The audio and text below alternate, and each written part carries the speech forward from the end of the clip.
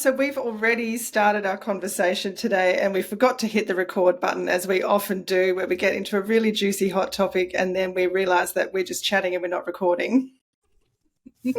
That's all right. Hopefully we can get back into the swing of it, Kate. I hope we can find the flow again, because it was, yeah, an intriguing conversation. And it's really interesting, Sam. You and I set the intention to make this a podcast in which we talk about the things that most business podcasts don't talk about. Yeah. The reality of being a woman in business. And yet it's really challenging, isn't it? Because we find ourselves sharing these little experiences of our week in private first. It's almost like we want to get it out before we get on the podcast. Yes. But then actually what we could be doing, not shoulding, but we could be sharing those experiences with our listeners, and I'm sure they would be chuckling along or relating to everything we're talking about. Absolutely. Absolutely. Because our topic of conversation is one that does affect every woman, business or not. Yeah. And it is so challenging to be vulnerable in a public space. Yes. Yeah. And look, it's amazing to me that there are certain topics that are still taboo. And this is kind of one of them. The topic is, you and I started talking about, I've had my period the last few days and you have just got yours today, and you've planned a wonderful weekend away with your husband, and of course the timing couldn't have been worse. Yes. And so I'm feeling blur, and I'm feeling bloated, and I'm feeling all of the things, and yes. Yeah. It's frustrating.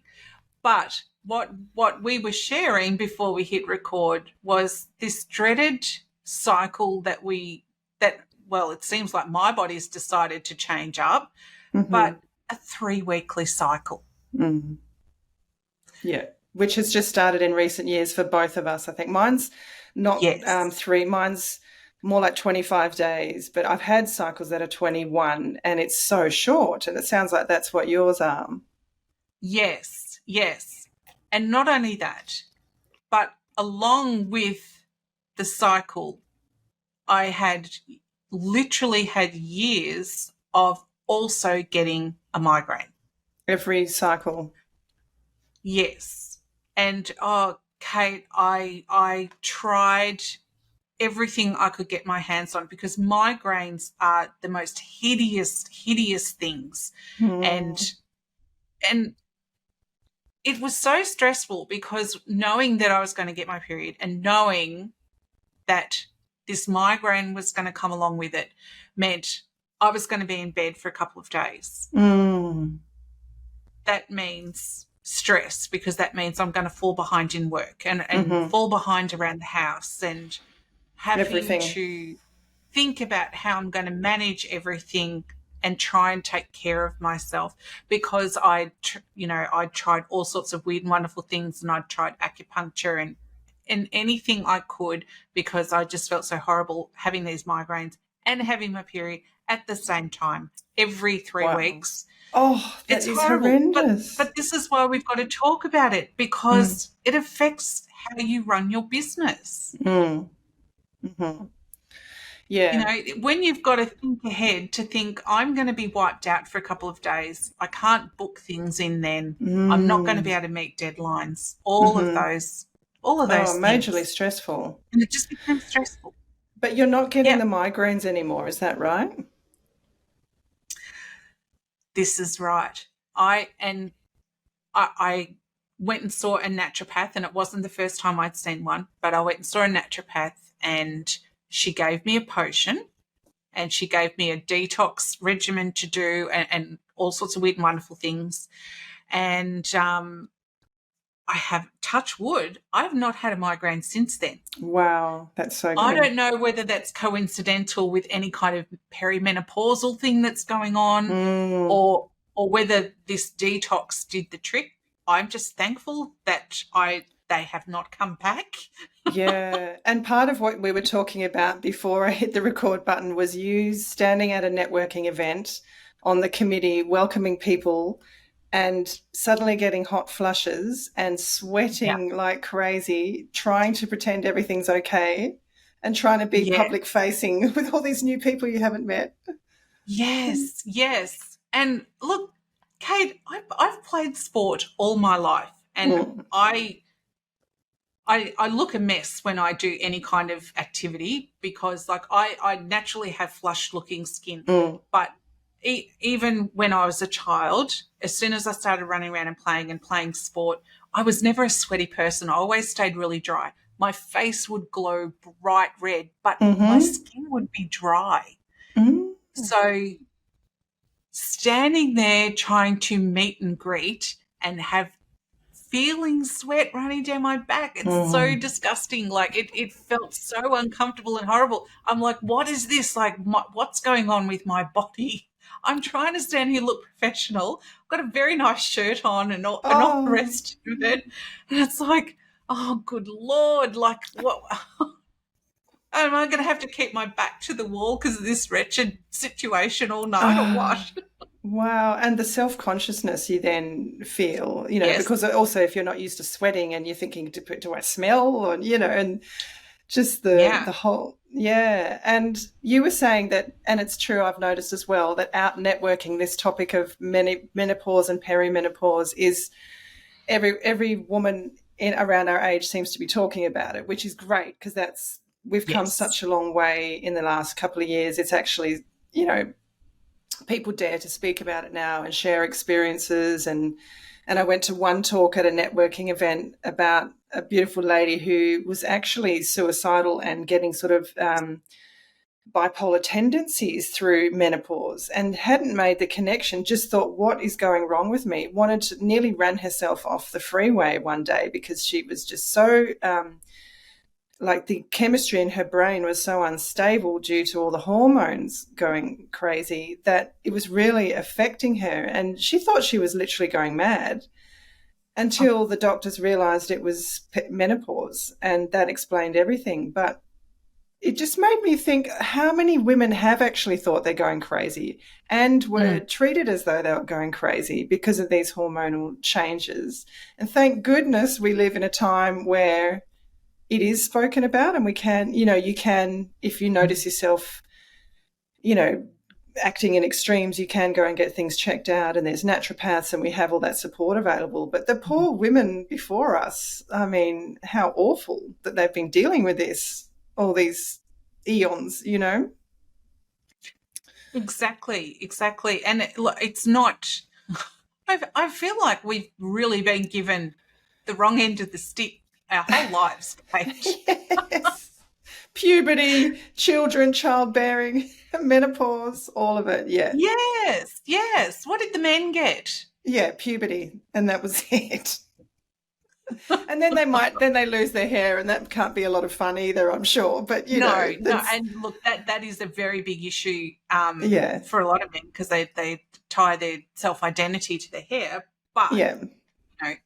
having a shaved head, Mm. that's a pretty cool thing these Compared days to too. sweating in public and feeling like you need to run yourself Oh, off a road, and yeah, not quite the same. I Yeah, no, the yeah. hormones really. And do you know what's interesting? I was actually speaking to someone the other week and talking about how the hormones can make you feel like you're going crazy. Mm. And in her business, she did a total pivot and then realized, what the hell am I doing? And then had to spend all her time changing everything back to what it was in her business because her mind had just gone so far off track and she'd Wow. questioned herself so much because she just wasn't feeling like herself anymore. Mm. It's it's fascinating to think that these things can really affect what we're doing and our decision Mm. making and Oh, absolutely. And this, it's Wednesday today. I got my period on Monday, and I have been so tired, and Mm. having to actually have naps in between coaching or client calls, and still feeling tired. And you're always thinking in your mind, what's wrong with me? Why am I so tired? Why am I so tired? And of course, it's obvious. Yes. You're losing a lot of blood, and you're in that, I'm in India during that time of your menstrual cycle, women are supposed to rest. It is a time when your body's meant to rest and rejuvenate. But as Western women, we just power on and keep going and then wonder why we're so tired. But also, no, you go. I was just going to say, isn't that the magic of marketing? Because I remember when I was younger seeing those tampon ads on television that, tampons were the gift to women to enable us to be able to continue on life and do all of those wonderful things that we must miss out on when we have our period. Yeah, exactly. And all it's done is made us feel like there's no excuse to slow down and rest. You got to keep going. And I remember, you're exactly right. Tampons in school were I remember having my period and still doing sports carnivals or netball carnivals or high intensity exercise. And I know athletes do that all the time, the professional female athletes, that's just part of what you do. But when you think it is so counter nature, it is the time when your body's meant to be restoring and rejuvenating, replenishing all the blood that you're losing. And yet here we are just pushing through, and and society, like you say, with the advertising and so on, it is all about pushing through. Put a tampon in and keep going, despite how tired you are. And not to mention, last Friday I was having such a reaction to life. I was so frustrated. I just couldn't figure it out. I was like, I just wanted to smash something. And then I realized, it's PMS, but it took me a few days to realize.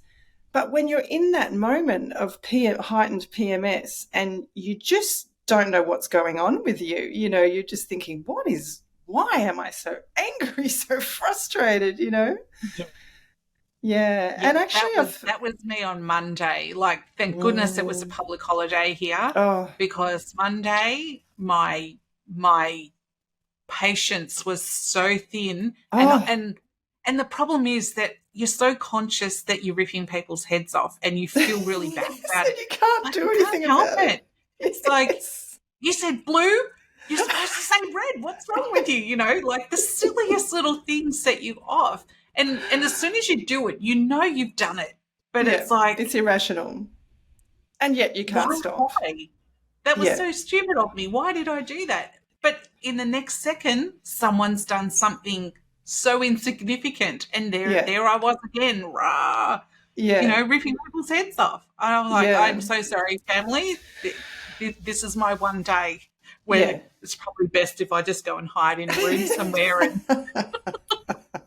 Don't everybody speak to stays me. away from the locked door. And yet I'm sure there are women out there who use something hormonal to counteract those swings. I had a beautiful colleague in networking say to me when I mentioned to her that I was really off kilter, she said, just get a Mirena spiral. Mirena spiral. She said that cures everything, balances out your hormonal swings. And I thought, wow, I'd love to know more about that, because I did experiment with those things back when I was trying not to fall pregnant, as we do. And I didn't find it to fit with I just didn't like that sort of feeling of numbness during your menstrual cycle. I'd sort of rather know what's going on with my body and feel the cycles than not feel anything at all. I know that. Yes, because now here's what we hear on the rumour mill. This is what we were talking about at networking last time I was at the networking meeting when we were talking about menopause, because one of the ladies had her Mirena removed and the doctor had warned her that if she was perimenopausal, the Mirena would have masked those symptoms. So he'd actually said to her, have a couple of months break and then come back for the next one, but give your body a break for a couple of months, but be prepared that anything that this was masking is going to now show up. So she was joking about it, but I was like, oh, good Lord, get that thing put back in. Don't do it. Exactly, but if it helps, it's worth exploring. I mean, if it stops you going through these extreme swings, because they do have a huge impact on your productivity and your ability to keep moving your business forward. Yes, So they do. yeah, Yeah. yeah, I'd love to hear Yeah. more about that. But Do so you get the crying day? the crying day. Oh yeah, yeah, Yeah. yeah. It's usually Yeah. around PMS time as well. Is it for Yes. you? Yeah. It's beforehand. It's before the Mm, angry day. I'll have a more crying like a day. week before, where you're just Yes. emotional. Yes. Yeah, yeah. Yes. So I needed to have that cry and get all that out. So I remember I sat down. I waited till everyone went to bed because I didn't want anyone to see me crying because I don't Mm, like crying in front of people, Kate. And mm, I went into the one of the living rooms because Dave goes to bed very early. He's up mm-hmm. very early for work, and kids go to bed. So I waited till everyone was into bed, and I watched The Whale so that I could have a good wail myself. You needed a trigger to just set you off. I did. I need like it felt really good to just sit there Yeah, and cry yeah. Have a and just deep just let all of purging. that go. Mm, Yeah, yeah. Purging mm-hmm. is good. I like it. Mm, yeah, that's true. Actually, if I think of it's usually a week before, like exactly like you say, the angry, frustrated day comes right before your period for Hmm. me. Yeah, but a week before, it's this emotional, fragile, cry at the drop of a hat, just can't cope, sensitive to everything. It's Yes. real. Yeah, Yes. yeah, and Yeah, it everything is. feels so amplified, like things that you might normally seem hard but not insurmountable. All of a sudden, on that day, it's like, oh, Yeah. No, nobody wants to work with me, and yeah, exactly, a yeah, client cancelled today. yeah, which means I'm terrible, yeah, Yes, yes, and oh yes. goodness. So anyway, and it's hilarious that we're talking about this because we both started out saying that we feel like we rant a lot, so we should probably talk about something positive. So Yes, yes, because I don't want people to think that we are negative women. no, negative Nancy's just having a rant every once a No, week. no. I feel like this conversation is quite lighthearted. Like we are having a Yeah. bit of a laugh at our own expense of what we're going through. But, the whole point of the conversation is to share that this is really what's going on behind the scenes. And, Mm. you know, this is one of the things that we work through. And I mean, how do you cope? What are you doing on those days, Kate? When you've got to Oh, show up for clients, what are you doing when you're feeling like that? yeah. The only thing that works for me is napping. I have to Yeah. I'll do a coaching call or a client meeting, and then I will literally be drained, and I'll have to go lie down. And the only thing that works is to have a nap, and then I'll wake up and I can go again for another hour or two, and then, Hmm.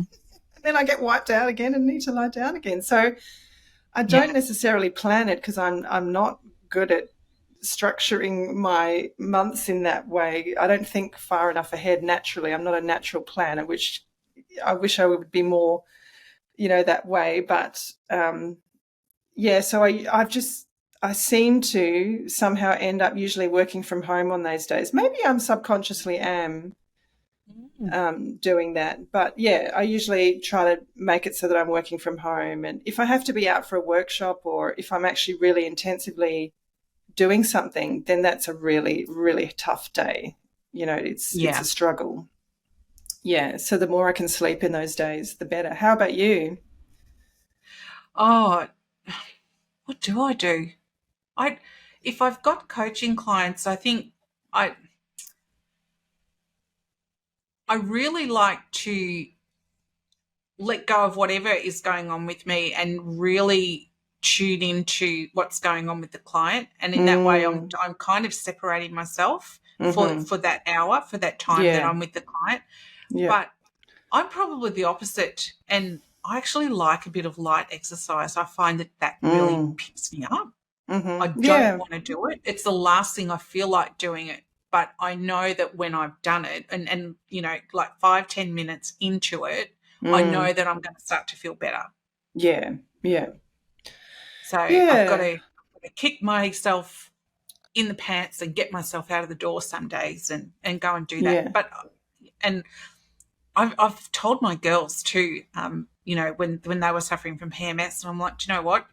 I know as much as you want to curl up in a ball, but sometimes going for a walk and like not just a stroll, but do a little bit of exercise and get your body moving can actually feel quite good. That's true. Yeah, I generally keep going with my exercise, and you're right. Yeah, it's just on those days instead of in yoga class, I never wear my usual white or grey yoga pants. I'm wearing my dark black yoga pants in case there's leakage. Yeah.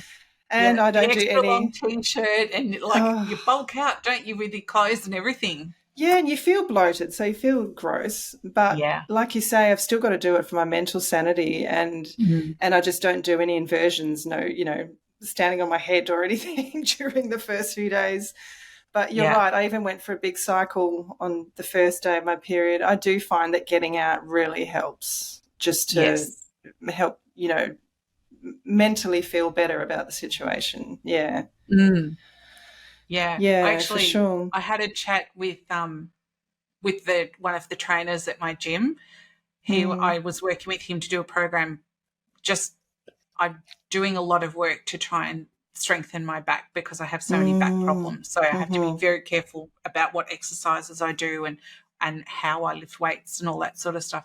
But I was talking to the trainer, and look, I'm at that age. I'm at that age where I've started to throw in the disclaimer that, like, I'm old enough now not to care. I'm just going to say this anyway. So, you know, because trainers are generally a bit younger than me. Yeah. So, like, I'm generally old enough to be their mum. So exactly. I was talking to the trainer and, you know, like, he's a trained professional. So I'm like, well, this is going to be a thing that he comes across. And I said, what do I do on those days where my hormones are just not going to let me do these exercises? Because some days I can come in and I can do double that weight, and then I'll have a time in the month where I come in and I'll be lucky to lift a 2 kilo weight. Yeah, so how do these young guys respond to that? Well, look, he was wonderful. And he actually said to me that men go through that as well. He said they have times of the month where they struggle. I did not know that was the thing for men. Wow. But yes, he said, no, men struggle with that too. Interesting. I didn't explore that any further, but yeah, but what? It was so interesting I didn't bother to ask any questions. No, but look, the point he made with me was, you know, on those days, just do what you can. The point is to still come and do something. Yeah, that's which was very good advice. Yeah, and just be compassionate with your body, isn't it? But yeah, it's so interesting the way your body cycles through those periods of feeling on top of the world and unstoppable and strong to just feeling completely weak and disheveled. It's incredible. Yeah. And I'd love to know more about men's cycles, whether that's a monthly thing or whether that's like a 6 month, who knows, but it's an interesting thought though, isn't it? Yeah. I just think it's still different when you're losing blood and having to go to the toilet every hour to, you know, sort yourself out. And that is a real female thing that my boys often, if I try not to let them see when I'm, you know, I use a menstrual cup, so I try not to let them see when I'm changing it, or, you know, it's not a pleasant thing for a young boy. My boys are 8 and 11, so, but occasionally they'll walk in when I'm, you know, right in the middle of it, or.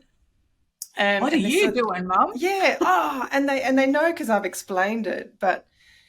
And then, you know, my son's like, oh, are you emptying it, you know, like if there's a speck of blood or something, and, you know, they're like, oh, gross. And I sort of say to them, look, just be grateful that you don't ever have to deal with any of this stuff.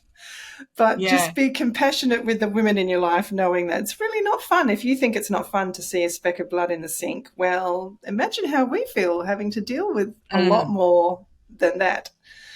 Yeah. So... Yeah, it's interesting because you've got boys, whereas poor old Zach in my house, like he's trailing all the girls. So his experience of this is probably quite different to your boys. Yeah. Because, I've only got one daughter left at home. The others are all older and moved out. But we talk so openly about what's going on. And Zach is quite often sitting there. So he's very exposed to these conversations. Yeah. And do you know what? I think that's a really good thing. So do I. And I would rather him listen to the conversations that I'm having than to hear something from his mates at school that's probably highly inaccurate. That's true. About what women go through. Yeah, well, he'll be a compassionate partner, no doubt, because he's been at home hearing it his whole youth. He's with sisters and a mum talking about it. I hope so. But his chore around the house, Kate, is to do the rubbish every day. He has to empty all the bins. And he gets really angry at period time. It's like, what's in the bin? And I have to take your bins out and you fill them up and with all your period stuff. And I can totally empathise with him. That's not fun. It's bad enough when it's your own, but not someone else's. It's like, you don't put your hands in the bin and pull it out. You're literally just picking a container up and going like that. Like, that's all you've got to do. It's the visual thing, though, isn't it? And yeah, but like you can't see anything. Everything's all covered up, and it's discreet. But it is a bit funny. Yeah, fascinating. Oh, hilarious. Yeah, it is just one of those life things. And how else?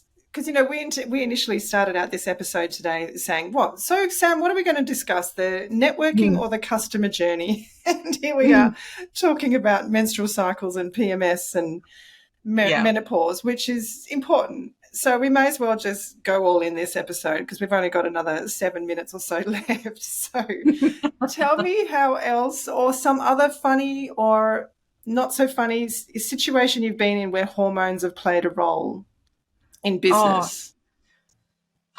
In business. Well, look, if we're going to talk about the female reproductive system, let's talk about experiences we've had in business while being pregnant as well. The flip side of it, because that's an interesting journey as well. Going through pregnancy and running a business. I will tell you this. I'll tell you this one story. This isn't about being pregnant, but when I had Amy, we hadn't been in business very long. How old is Amy now? So Amy is 17. So we were in the first couple of years of business, and I don't know, because I already had 3 girls when I met Dave. So Amy was his first child, and it was number 3 for me. So, it wasn't new. It wasn't new. And the birth and labour and everything were all really quick, and we're out of hospital really quick. So Dave's perception of that whole experience was that it was quite easy for me, Of course. Which anyone who's ever given birth to a child knows it's not easy. But from his perspective, I can understand why that's what he saw. Anyway, she was only a couple of days old, and Dave came home and he was so proud because he'd bought me a present. And at any other time, it was a beautiful present. But I was only a couple of days post-birth, and I was presented with a beautiful desk in which I could get back to work from home. Wow, right. So beautifully intended, a really lovely intention. Yes, but you can imagine what I was feeling, but it was like, we run our own business and we have to get on with things. And you just had a baby. Here you go. Here's a desk, work from home. How thoughtful. I didn't have to go to the factory and work. I could just do it at home. Yeah. And like I say, it's the intention was wonderful and the desk was beautiful, but it probably wasn't met with the intention in which it was given. No, at that point you probably could have needed a magic fairy who could get up and do the night feeds for you, or change all the nappies, or Yes. breastfeed, you know. Just, oh, Yeah. yeah. Do you know what's Yeah. really sad though, Kate? Is that, that I got on with it. I went back to work. Yeah. In between everything else, I did the work because that's what you do. Well, that was the expectation. Mm. And that's how we were brought up as well. It's that quote that I keep bringing up time and time again. We're brought up to be empowered, and yet we're still stuck in the traditional gender stereotypical roles. So yes, you're empowered and you want to work because you love what you do and you love the intellectual challenge, and yet at the same time you're trying to bring a human into the world. I mean, where's the give in that scenario? There's no. Yes. It is just one massive self-sacrifice.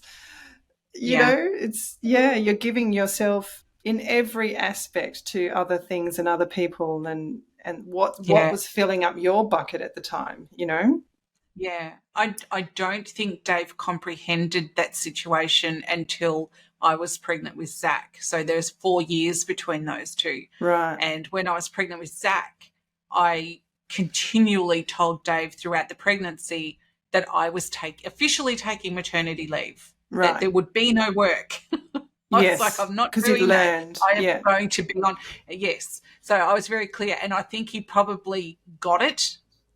Because I kept insisting that I would not be working. So I think he probably thought back to what happened with Amy and went, oh, maybe that wasn't such a good idea. Yeah, amazing. I mean, but it's so funny, that whole, what you said, your husband's experience of you giving birth was that it was easy because you handled it with such grace, and he probably missed the really ugly bits. Is that right? So, or was he there during labour and? Oh yeah, he was there. Yeah, he was there. But it was quite quick, and Oh, I had a similar experience because my husband was also there during the labour of my second boy Leo in South Korea, but it's that fascinating situation where you've got two people in the same situation. It's not situation, but the same event that's happening, and yet one is experiencing it so differently to the other. And like you say, my labour with Leo was also very quick, happened super fast. I didn't even know I was in labour because my first one was so painful. He was posterior, whatever the word is, where he had his spine against my spine, so it was really painful. Yes. And Leo was around the right way, and it was really sort of easy, in inverted commas. So I didn't even know I was in labour because it wasn't that ripping pain that I'd had the first time. And then he came out fairly quickly, but it was that sort of half an hour that I was in labour, proper labour, and then pushed him out, was so extreme, such extreme pain. But I think because I handled it, as women, we kind of just, we don't give away how much we're suffering or something. So no. I know for me in that time, I'd like to know if it was the same for you, but for me, being in labour, and I always reached that pain point where my mind really went to a different place. Like the level of pain was that intense that I didn't feel like I was actually present anymore. You weren't in your body. No. Yeah. And so when I finally pushed Leo out, I just remember that pain. Someone said to me, I was explaining to a girlfriend afterwards, I said, there are no words to describe that pain. And she said, that's right. She said, it's like someone setting your vagina on fire and then an elephant sitting on you at the same time. I just thought that is so true. And anyway, the first comment, my point of bringing this up, as soon as, all the dust settled and things were sort of returning to normal, my husband said, wow, you're a natural. We should go for a third. But this is our second. Oh, my goodness. In his mind, I'd handled it really gracefully and it all went so quickly and easily compared to the first one. Therefore, we should do it again. And the only thing in my mind when I recovered from that extreme pain, which I actually thought, because I was 39 years old when I gave birth at that time, I actually thought I'm going to break or I'm not going to survive this. This is a level of pain that my body can't handle. And somehow I miraculously got through. And all I could think in that moment was never again, never again.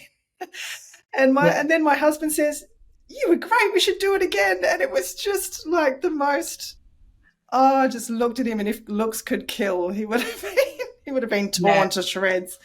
Yeah, but just that different experience. I remember when I was due to give birth to my second daughter, and childbirth has been a unique experience each time, just as all my children are very unique experiences. But I remember I was overdue. My kids never moved out. They all got evicted. That's what I tell them. All got evicted, because I had to be induced because they wouldn't leave. But I remember I was living in Perth at the time, and my parents had come over for the birth, and I was on the phone with the hospital, and they were saying, yes, you're 2 weeks overdue. You're going to come in and get induced.